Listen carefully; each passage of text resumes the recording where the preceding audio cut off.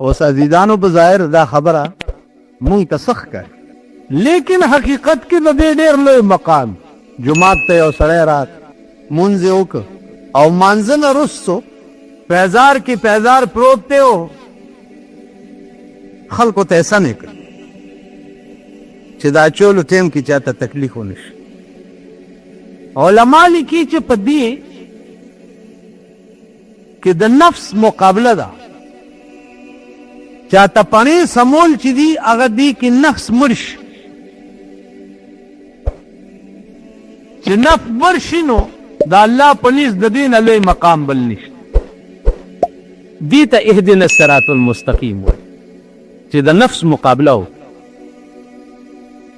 او ستا نفس به دا چېرته مني چې ته خانې نواب صوفي صاحب حاجي صاحب شیخ صاحب او ته پیزار کې ولاړې او خلکو ته پاڼې سمې داسې والله که تاسو هم وکړئ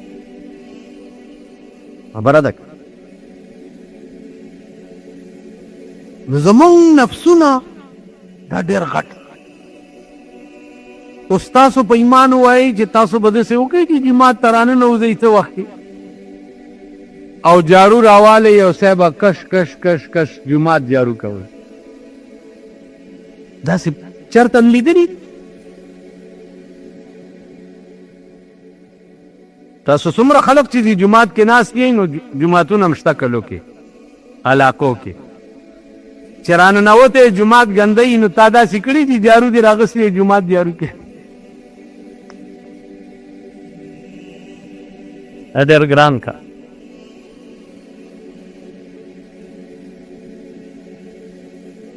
دا پیغمبري شیوا ده. علما لیکي چې یو سړی دی بزرگ دا نفس ورته وایي چې ما باندې کله وخوروه کله د ښار کې پخیږي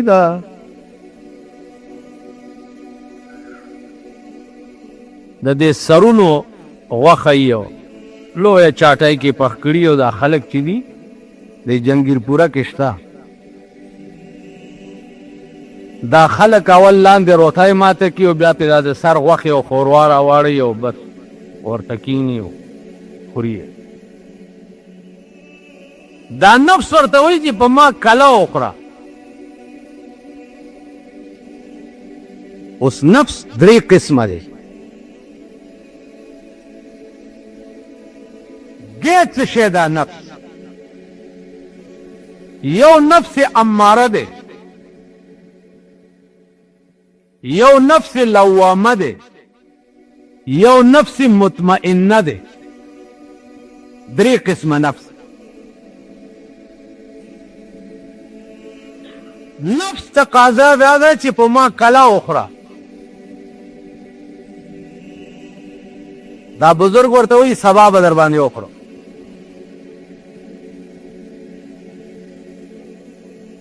چې سبا شي بیا ورته نفس وایي چې راځه که نه کله را باندې وخوره.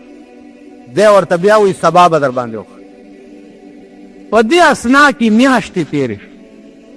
آخر ورته دا نفس وایي چې هر شب گویم که فردا تر گئی سودا کنم، ہر شب گویم کہ فردا تر کئی سودا کنم، باز چون فردا شود امروز را فردا کنم. ہر شب گویم کہ فردا تر کئی سودا کنم، باز چون فردا شود امروز را خردا کنم.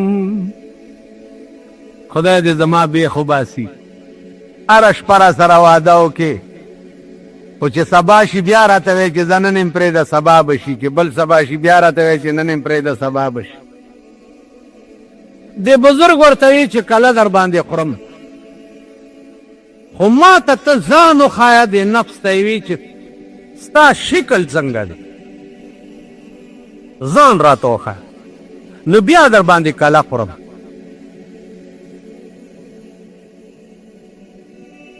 نفس ورته وی چې داسې د کلي نه بار وځه. چې کلي نه بار ووتو د نفس ورته ځان متشکل که د مږې په شان شکل یو، د مږې په شان. دا لاندې بدن یې نه او صرف سر یې و. دا بزرگ تی تپوس کوي چې دا نور بدن دی ولی نشتا، صرف سر دی شتا. وی نور بدن می ځکه نشتا چې تا په ما د کلي شوق و د خوراک او دا دومره موده دی په ما ونه خوره، نو زما بدن گلیاو شو، ویلی شو، ختم شو، چې زما تقاضا نه پورا کېده. ما چې څه خواهش و هغه خواهش نه پورا کېدو، نو زما بدن گلیاو شو. وی دا سر دی ولی ژوندی دی؟ وی سر مې ځکه ژوندی دی چې تا په امید کې ساتلی و چې در باندې خورم، یعنې دا به م ختم دی. تاسو خیال را عزیزانو؟ عرض مې دا و چې د نفس خواهشات پرېښول دې ته اهدنا صراط المستقیم، چې د نفس خواهشات پرې او د نفس خواهشات پرېښول چې دي ای خیال است و محال است و جنون. دا له مستقل لیونتوب دی، د نفس خواهشات د چا پلار نشته. څنګه به پرېږدی؟ نفس تقاضا وکړي چې کباب،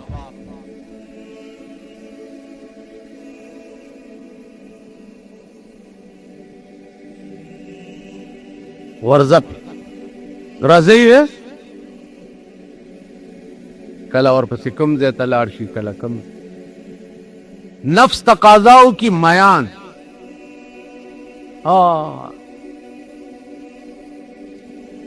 صرف دریاب ته ورسه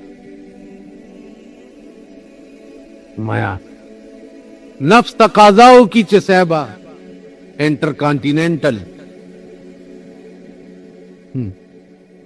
بل ورځ راته چاوي انټرکان کی یو پیاله چای چې دی په 170 روپۍ دی، یو پیاله.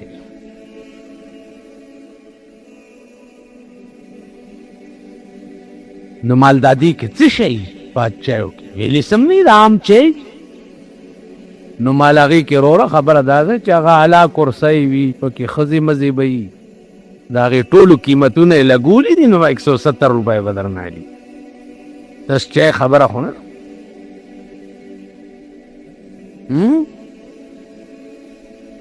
نفس تقاضا وکړي چې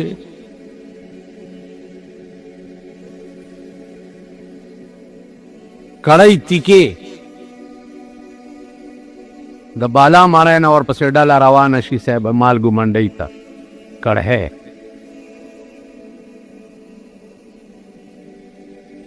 دا د نفس خواهشات.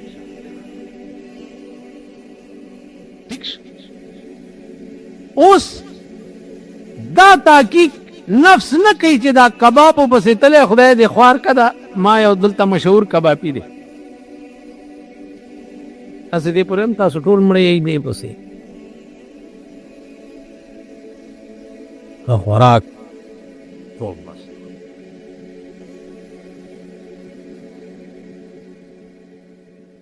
کبابي سره موټر پنچر شو، دکاندار سره زه کېناستم، ډرایور موټر بدلو. ما یاره دا کباب څنګه دی؟ وی جي ما خو 15 کاله وشو چې نه دي خوړی. مال ولې؟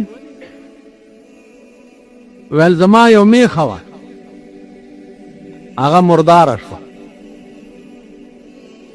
چې مرداره شوه ده راته ووایي چې هلکه غورځوی ما او ډېره سربه وه، زه به تې کباب پاخه کړم.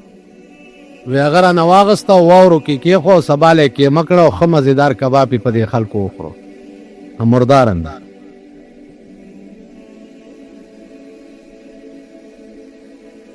په خدای قسم چې دې خلکو مردارې اس په خلکو خوړلي.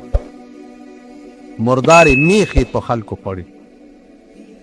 قسم په خدای دې د انګریزانو زمانه کې د نری غوښې په ځای د سپو غوښې په دې خلکو خوړي. بیا انګریزانو یو آرډر وکړو چې مذبح کې حلاله وشي نو د ګډور یخپې به تر هغې پورې ورسره ځوړندي چې تر څو ټوله غوښه خلاصه شوې. بیا مړې ګډې په ما یې داسې تېرې کړي دي او مړې ګډې دغو له وړي دي او په دې قوم یې خورو.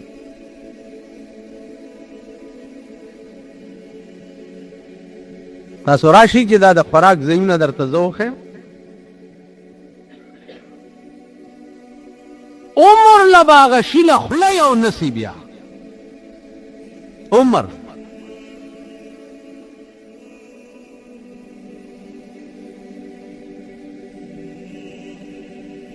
دام قوم دی خلق نه منځونه کوي اهدنا الصراط المستقیم هم وایي.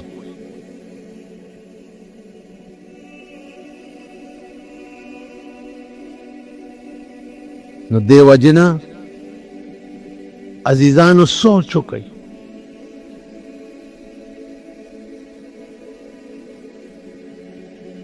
چې د ټول ملک قوم په دې قهر ګرفتاری او دا احساس قدر ورسره نه چې زه دا ګناه کوم. د هغه سړي اهدنا الصراط المستقیم ویل چې دي دا تر کومه حده پورې صحیح دي.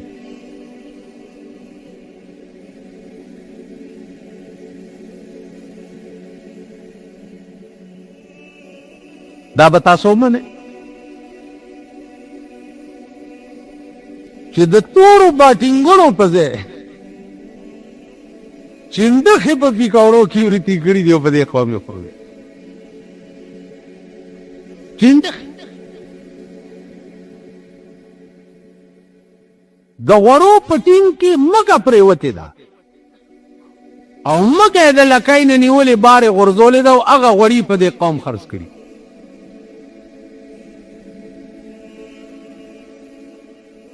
نو اور سړی په خپله پیشه کې بېایمان دی. اور سړی زه په خپله پیشه کې بېایمان یم. اوس مې چاته وی ملاتوب پورې خبره شو ما زمونږ په ملاتوب پیرو زما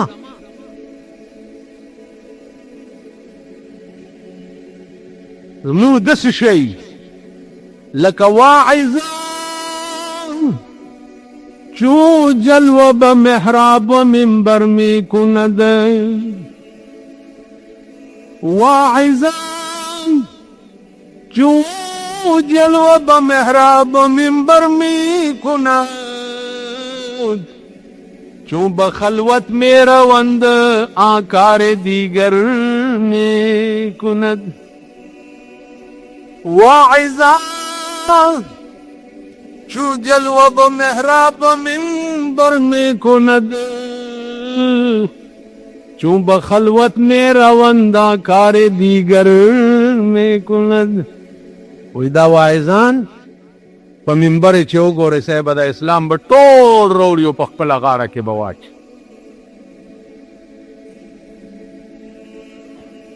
او باربتی ټکې نه لیکن چون به خلوت میں روندا کار دیگر می کند چې خلوت خانه ته لاړ شي بیا تماشا وکړه چې هلته څه کوي.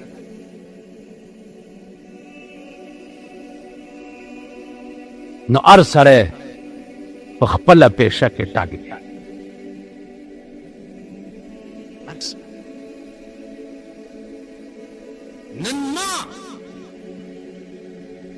د دې قوم په دماغ کې دا نه دی اچولی چې دا پلار دې مړ شو که ړومبی ماښام یې خوار شو نو دوزخ ته ځي. ما چو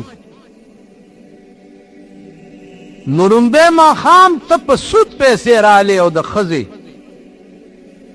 جامې خرڅې او پیسې پیدا کې خو ړومبي ماښام لا نوړی پیدا کې چې دا بد زناور زامن یې وخوري چې را پسې پراپیګنډا ونه کړي چې رومبی ماښام یې خوار.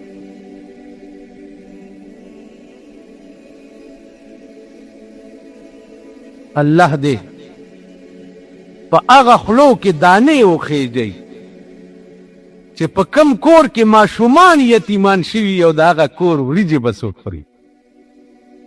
نالت دی په هغه قومي او نالت دی په هغه خلق چې په هغه ځای کې به اوبس کلم ولا خوند ورکوي.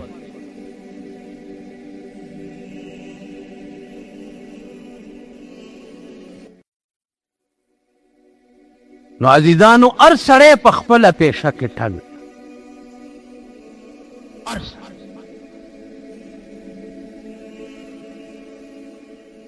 بیا پادیره باندې پیسې ویشي اوس ما غوندې پسې چې پیسې راوړي نو لس یا شل خو نه راوړي که نه وایي چې لږ چرته څه ونه وایي راته نه 100-200 را پسې راوړي. جي دا ستاسو ښه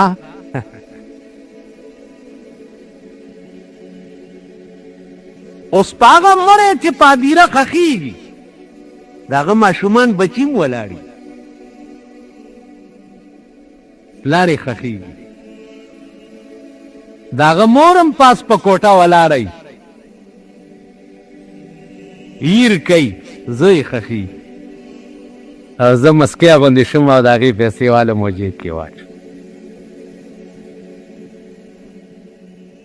نو هر سړی په خپله پیشه کې د خدای نه باغي او ټاک دی.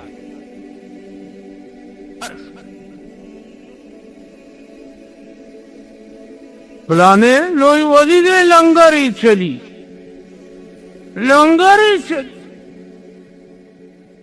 په غبرګون چې د لنګر پته خو که چې دا راوړي تو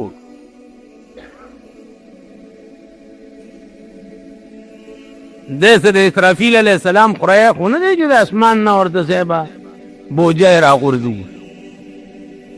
دا لنګر لی راوړي څوک دا لنګر د رسول الله چلېدو تاسو وایي د ابوبکر صدیق چلېدو د حضرت عمر چلېدو د حضرت عثمان چلېدو د حضرت علی چلېدو د امام حسین چلېدو د هغې نه لوی پیران چېرته وو لنګر یې هغه لنګر یې د کومو پیسو وي هغه لنګر یې د جوارۍ د پوډرو د شرابو د غلو او د ډاکو شکرانی وي او په هغې هغه لنګر یې چلي.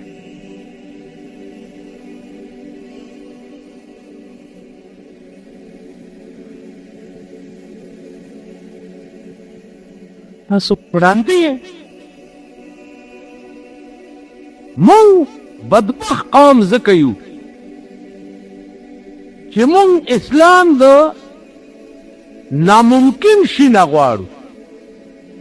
اسلام اول په قوم کې راوسته پکار دی او قوم کې اسلام راوستل چې دی مونږ نه پرېږدو.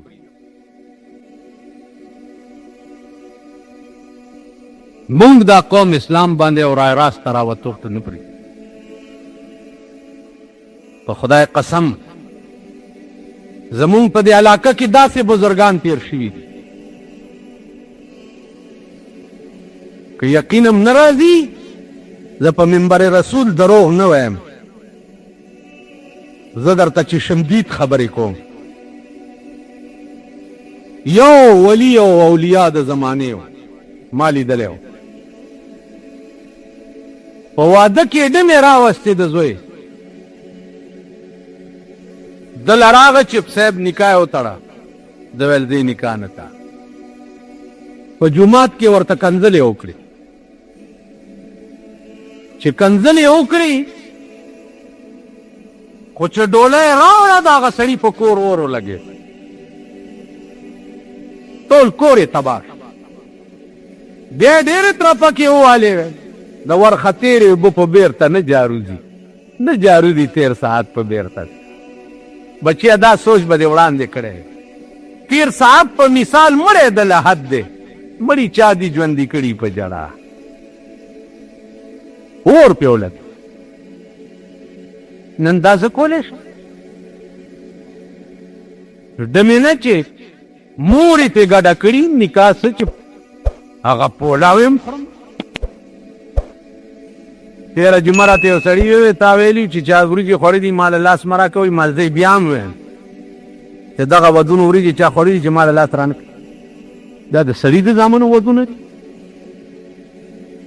دا د سړي زامن د لو واده دی په کورې ځای به دغه ولګئ دا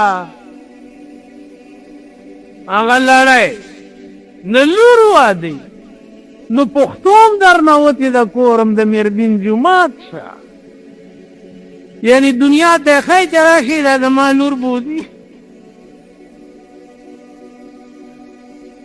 لور واده دی خو چې چاته پته مو نه لګي هلکه غلي غوندې راشي او بوځئ یې بس خلاصه یې کوو وہی پل سے اتارو رہ گزر کو خبر نہ ہو پل سے اتارو رہ گزر کو خبر نہ ہو جبریل پر بچھائی تو پر کو خبر نہ ہو لور واده دي چاته پته مو نه لګي کون تھا میرے جگر کو لگا ہے تیرے غم کا اوس دا داسې عشق سره تعلق لري چې د سړي په زړه کې د خدای او د هغه د رسول داسې مینه وي لکه دی وایي کون تھا میرے جگر کو لگا ہے تیرے غم کا یوں کھینچ لیجیے کہ جگر کو خبر نہ ہو او یا رسول الله ستا د غم ازغې مې په زړه کې ننوتی دی څوک پوه هم نه دی او ازغې خو نری غوندې شی دی چاته پته هم نه لګي او خپه درد کوي کون تھا میرے جگر کو لگا ہے تیرے غم کا یوں کھینچ لیجیے کہ جگر کو خبر نہ ہو دا زما د زړه نه ستا د غم ازغې داسې وباسه چې دیګر ته مې پته ونه لګي اوس سجده کې خدای ته نو څنګه به کې ته چې په سجده پرېږدې نو څه تصور به کې اهدنا الصراط المستقیم وې که نه څه تصور به کې سجده کرنا ہو تو یوں کر سر ہو سجدے میں جھکا سجدہ کرنا ہو تو یوں کر سر ہو سجدے میں جھکا سر خدا کے واسطے اور دل مصطفیٰ کے واسطے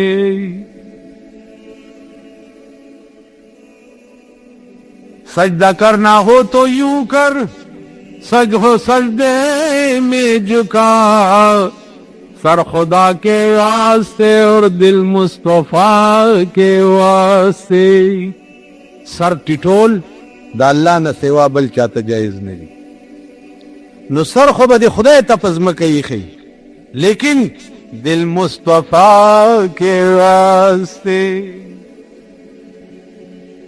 اوس جبه دا څه دپاره ده دا جبه څه ده دی زباں حق نے ثنائی مصطفیٰ کے واسطے په دې جبه به ګوره بل څوک نه یادی سوا زما د محبوب نه دا چا وی ان اللہ وملائکته یصلون علی النبی درود وی په جناب محمد رسول الله باندې الله پخپلا سره د ټولو ملائک اوس ملائکی څومره دي دا د خدای نه سوا بل چا ته پته نشته کربها پدمها عربها ټول شمارونه چې ختم شي نو الته د ملائکو ابتدا شروع شي ټول شمارونه چې ختم شي الته د ملائکو ابتدا شي نو ان الله وملائکته څومره ملائکه یصلون علی النبی اوس څه چلو کوي تاسو یا ایها الذین آمنوا اے ایمان والو صلوا علیہ وسلموا تسلیما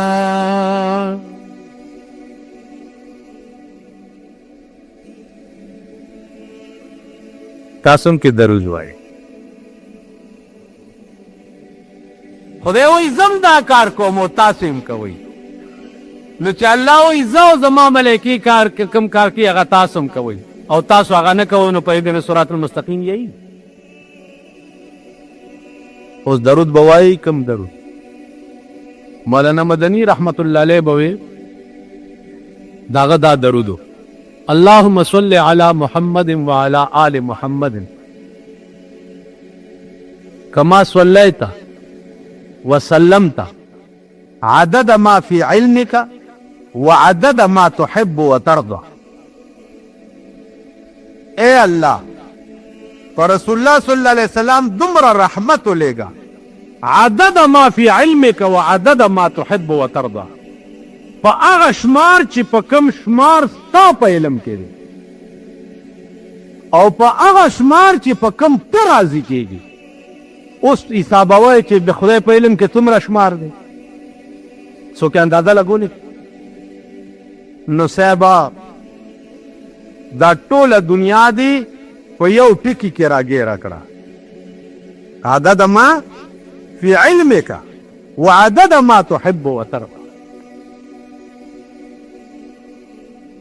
ته په دې درود ځان عادت کا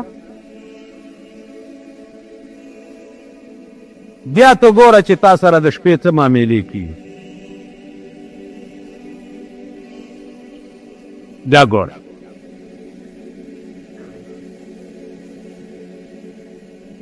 د رسول الله صلی الله علیه وسلم زیارت اقدس به تا ته نصیب کېږي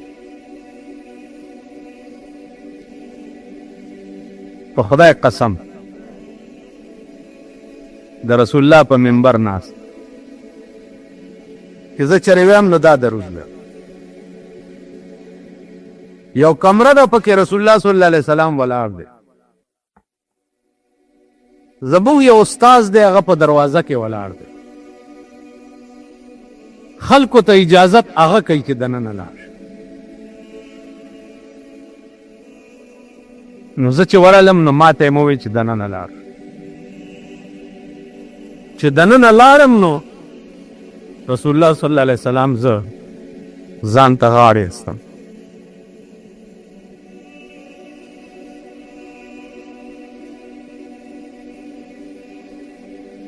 او داسې غاړې استم چې د هغې سینې هغه یخوالی اته ورځې بیا زما په دې سینه کې و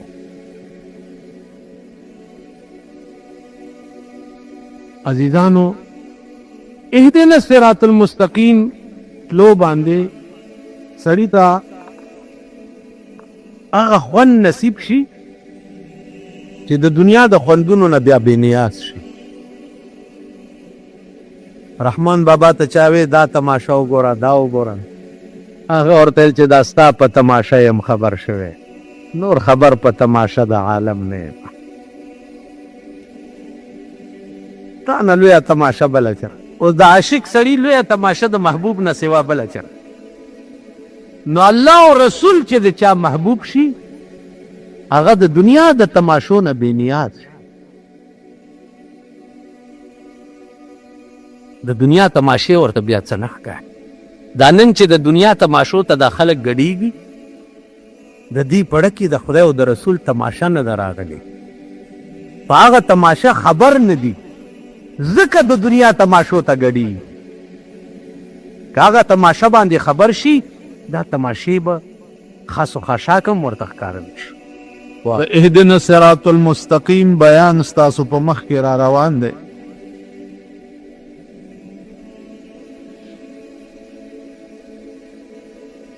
عزیزانو، 13 جمعه ما تاسو ته یو عرض کړو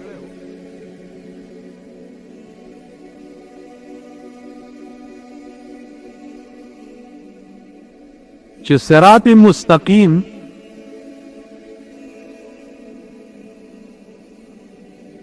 اوی لار توای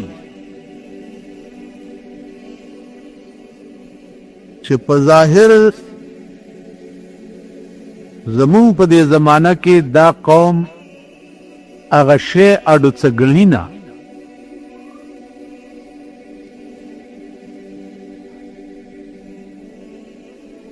او نه د دې قوم هغه تصور شته چې دا اصلي صراط مستقیم چې دی دا د څه شي نه عبارت.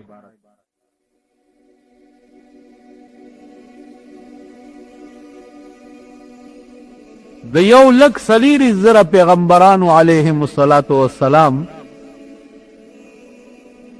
بنیادی مشن چې و نو هغه صراط مستقیم خلکو ته ښودلو.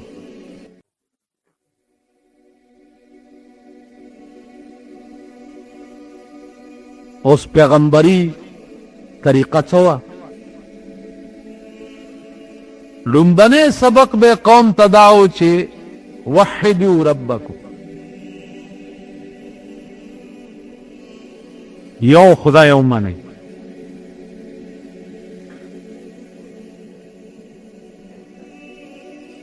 د یو خدای اتباع وکړئ. لومبنی سبق به د پیغمبر دا چې قوم ته براغې و د یا ایها الناس وحدوا ربکم.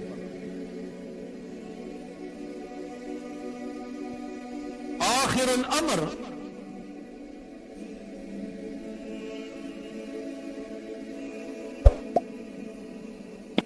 د رسول الله صلی الله علیه وسلم نوبت چې راغې او په غار حرا کې ابتدا د قرآن او ابتدا د نبوت وشوه.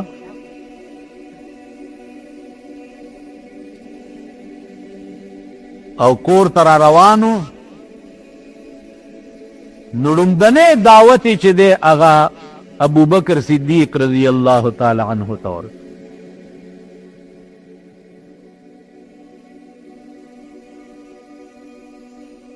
لومړنی دعوت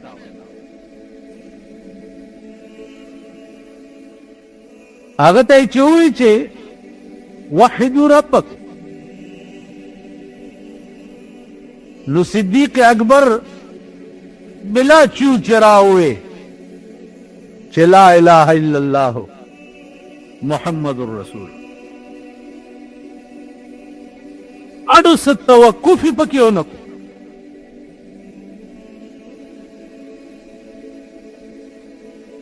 دغه وخت کې پیغمبر ورته فرمایل چې انت صدیق. دا صدیق لقب چې دی پیغمبر په دغه وخت کې دته ورکړی چې د پیغمبر په لومبه او یوه وینا ابوبکر صدیق اسلام قبول کړی.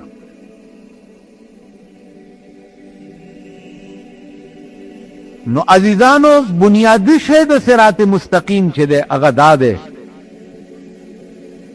چې سړی د توحید قایل وي، یو خدای مني.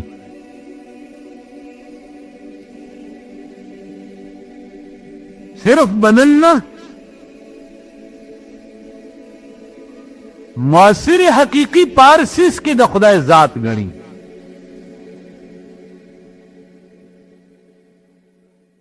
چې د الله نه سوا بلې څوک نشته او نه بل څوک څه کولی شي سوا د الله.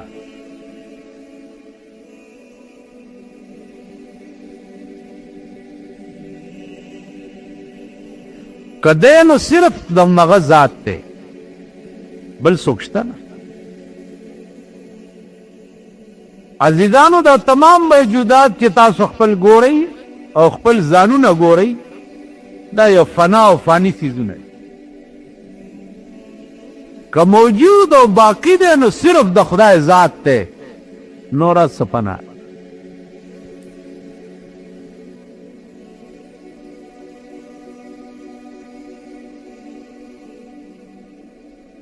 بیا د صراط مستقیم ابتدا اوس څه نه کیږي؟ د صراط مستقیم ابتدا د اودس نه کیږي.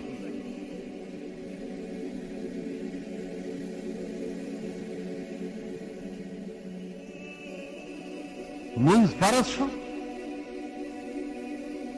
او ابتدا د اودس نه کیږي. بھئی دې منځ د پاره به اودس څنګه کوي؟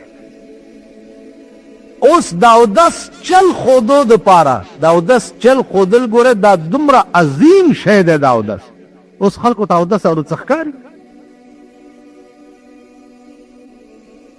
دا اودس چل خودو د پاره رسول الله صلی الله علیه وسلم ته الله جبرائیل راواستول چې ورشه او دته د اودس چل وښایه.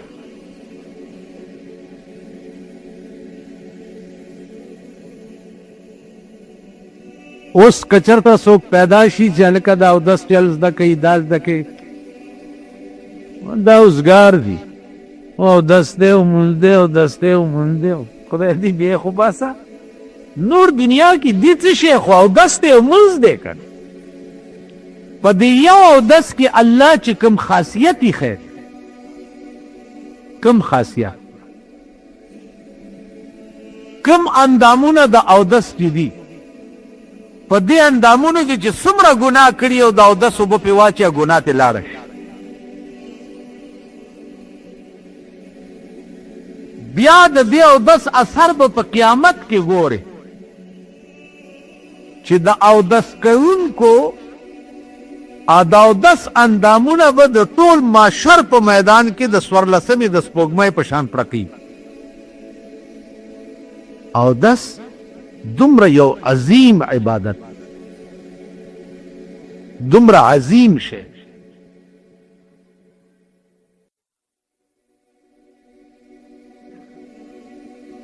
د الله نوم اخیستو دپاره د جناب رسول الله صلی الله علیه وسلم نوم اخیستو دپاره اودس دا یو عظیم عبادت.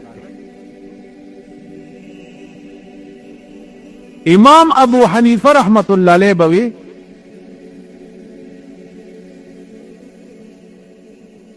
چې 1000 بار بشویم دهن به مشک گلاب،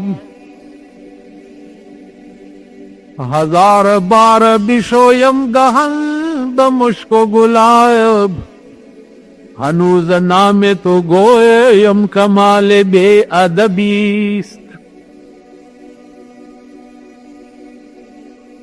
1000 بار بشویم دهن به مشک گلاب، په زرګونو ځل چې دا خوله په مشک او ګلابو باندې ووینځم، لیکن هنوز نام تو گویم کمال بے ادبیست. هغې نه بعدم پې ستا نوم اخیستل ما ته بې ادبي ښکاري.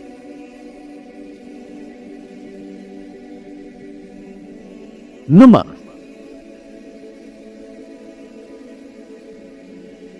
دا څه د ټوکو خبرې خو نه دي. د الله نوم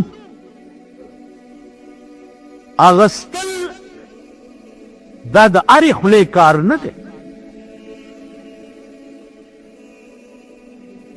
دې دپاره خولې پکار. اوس مونږ وګورئ په ټوکو کې زمانه ورک شه، خدای دې ورک کړه، خدای دې ورک کړه، خدای دې دا خبره داسې خدای دې دا کار داسې خدای دې داسې وایي خدای ګو دا پکې زمونږ پرېږدي خدای ته خلای یې خلای. اوس دا په یو ژبه کې تاسو خیال راغی نو الله نوم اغسطل هغې دپاره خوله پکړه. د رسول الله صلی الله علیه وسلم نوم اغسطل هغې دپاره خوله پکړه. ته د دې معمولي غوندې د دنیا د حکمرانانو نوم خو بې اودسه وه په ټکي دې ډنډت کوي.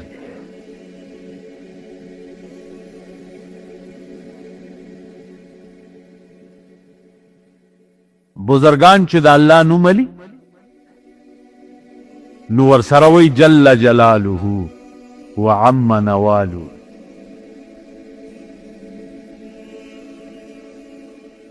الله جل جلاله وعم نواله. نو د الله نوم اغستو د چل دې ته صراط مستقیم.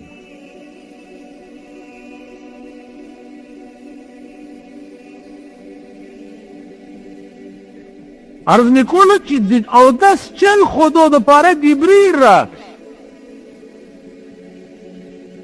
ناول چل پیغمبر ته د استنجا کوي.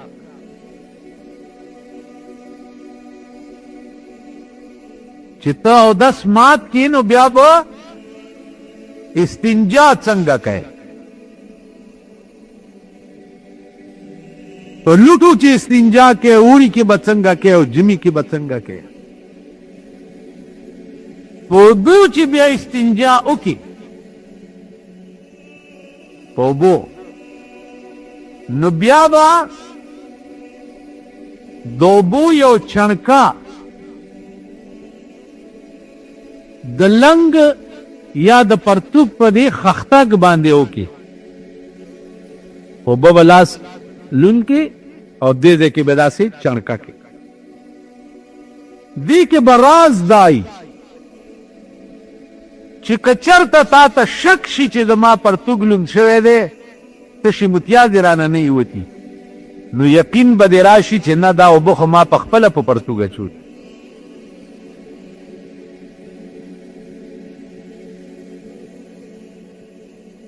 بیا یې ورته د اودس کولو چل وښودو. خوله کې به اوبه واچوې پوزه کې به واچوې مخ به ووینځې بیا به لاسونه تر سنګلو پورې ووینځې بیا به د سر مسه وکړي بیا به خپې وینځې تر ګیټو پورې.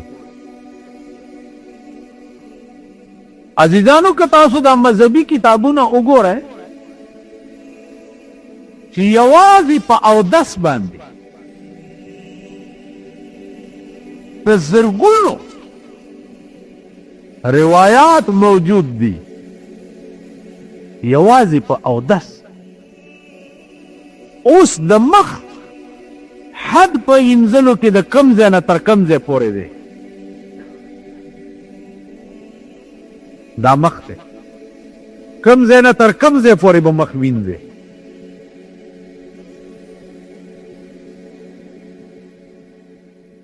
بیا ګیره ده دو قسمه ګیرې دي یو بالکل ګڼه ډېره یو زمونږ په شان بالکل ګڼه ګیره چې ده نو مخ وینځل خو فرض دي. د ګڼې ګیرې د لاندې بیخونو ته اوبه رسول چې دي هغه خو به هله کېږي چې ته پکې چرته ګمنځ لمدې ووهې هغې دپاره قربان د اسلام نه په مخ به درې ځله اوبه واچې او د ګڼې ګیرې بیخ ته اوبه رسول شو چې ګران کار دی نو په هغې به اسې لوند لاس داسې ووایي.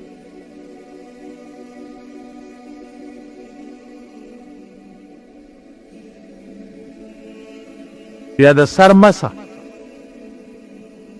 قدرت دام کولی چې سر به هم دغسې وینځئ لکه چې څنګه مخ وینځئ. عام ګران کار دی اوس په دې ژمي کې چې ته یخ اوبو ته بمبې ته دې سر نیولی وې دغه بار او ویم ناجوړه څه به دې کول اسلام ویل چې نه، په ټول سر کې د ټول سر څلورمه حصه چې داسې لاس لونکي او داسې کې بس مته وشوه، د ټول سر څلورمه حصه.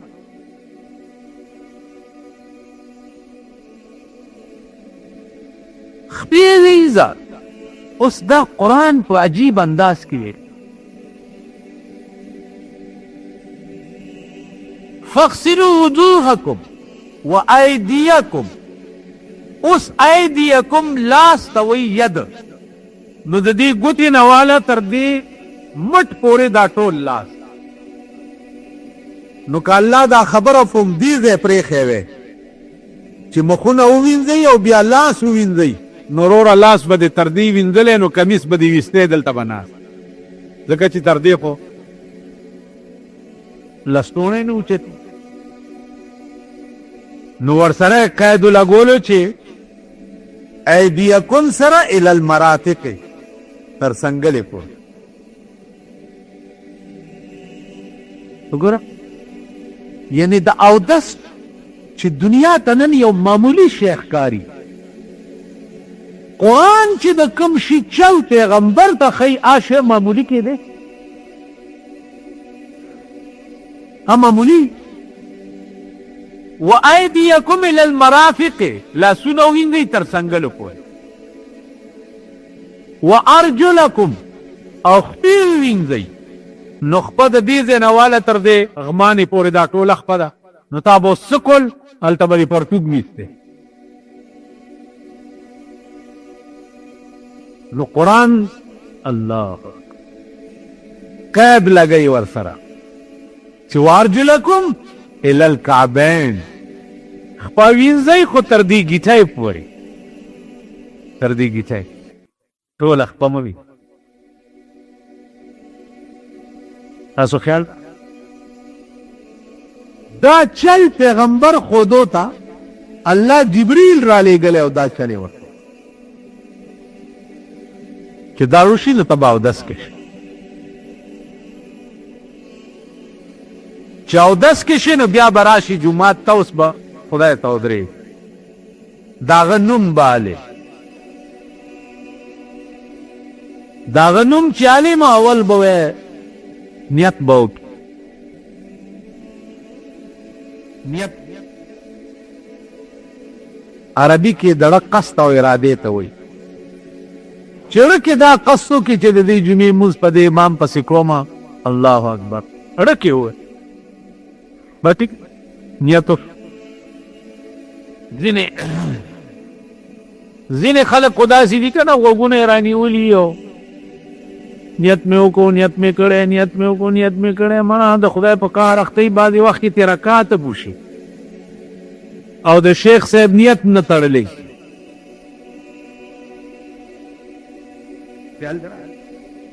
او بیا دا چل کړی اسان.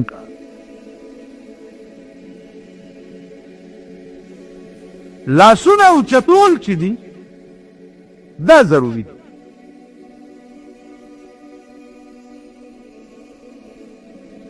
لاسونو اوچتولو کې الی اذنی چې دی لفظ الی راغلی،